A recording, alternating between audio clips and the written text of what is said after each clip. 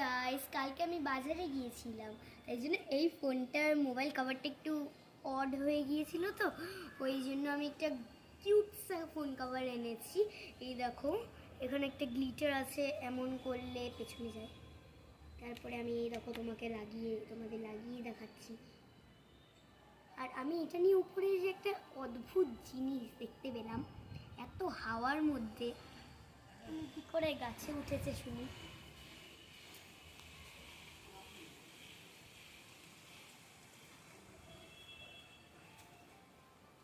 দেখতে পেলেন আপনারা? এইটা আপনাদের সাথে শেয়ার করার জন্য এসে দেখি এই অবস্থা। আর আজকে এত গরম, আমি তো স্কুলে গিয়ে তারপরে আবার ফ্যান বন্ধ করে রেখেছিল। আমার গরম লাগছিল, সবার জানি না কেন ঠান্ডা লাগছিল, কিন্তু